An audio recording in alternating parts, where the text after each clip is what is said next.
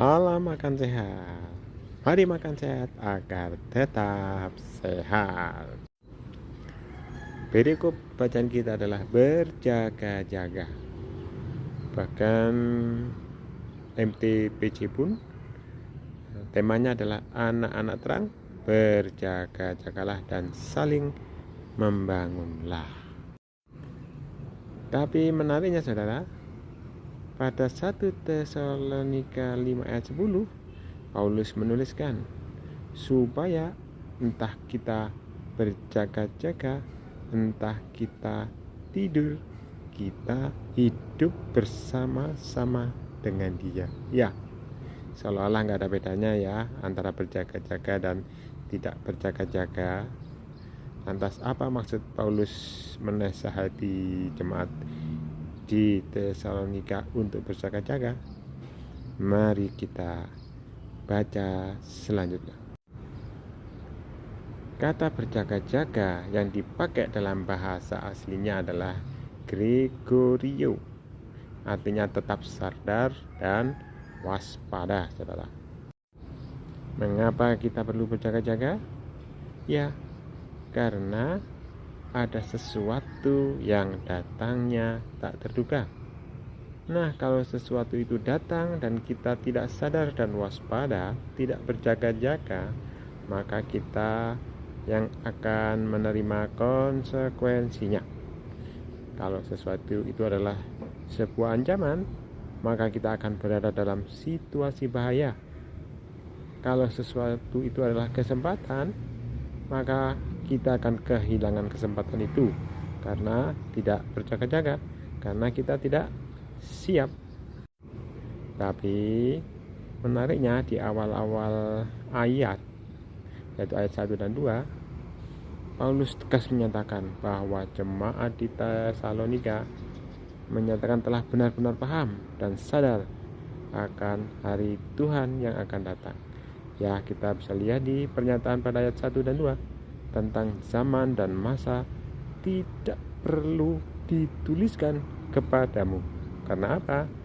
Karena kamu sendiri tahu benar-benar bahwa hari Tuhan datang seperti pencuri pada malam. Ini adalah keyakinan Paulus tentang kesiapan jemaat Tesalonika. Lantas apa yang dijaga kalau begitu? Kalau dari bacaan tadi, ya kita berjaga-jaga karena adanya hari Tuhan yang akan datang, ya kan? Iya, tapi Paulus menuliskan, kamu tahu akan hari Tuhan, maka tidak perlu takut. Lantas sadar tentang apa yang dimaksudkan oleh Paulus? Nah, sebelum Paulus mengingatkan untuk berjaga-jaga, Paulus terlebih dahulu mengingatkan akan status kita, saudara. Dikatakan kamu adalah anak-anak terang, kamu adalah anak-anak siang, kamu bukanlah orang-orang malam, ya. Jadi dia mengingatkan status kita bahwa kita adalah anak-anak terang, anak-anak siang, ya.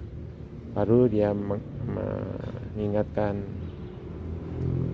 supaya kita sadar. Lantas sadar apa, saudara? Baiklah kita sadar. Sadar apa, saudara? Sadar berbaju sirahkan iman dan kasih, berketopongkan pengharapan keselamatan. Hendaklah kita sadar. Sadar apa, saudara?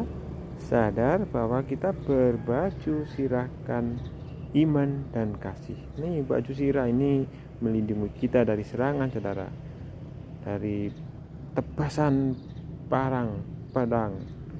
Dengan iman kita akan selamat, saudara, dan berketopongkan pengharapan keselamatan.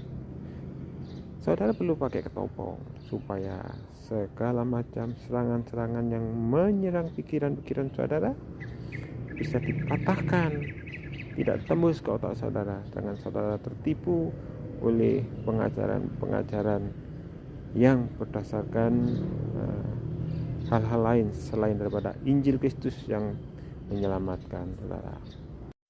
Ingat, saudara, Kita diselamatkan oleh iman, titik. Kita tidak bisa berbangga karena perbuatan. Kita hanya diselamatkan oleh iman. Perbuatan kita itu semata-mata karena kita sadar bahwa kita telah diselamatkan, ya.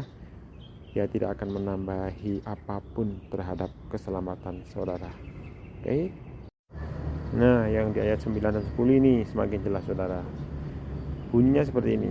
Allah tidak menetapkan kita untuk ditimpa murka, tetapi untuk beroleh keselamatan oleh Yesus Kristus Tuhan kita, yang sudah mati untuk kita, supaya entah kita berjaga-jaga, entah kita tidur, kita hidup bersama-sama dengan Dia.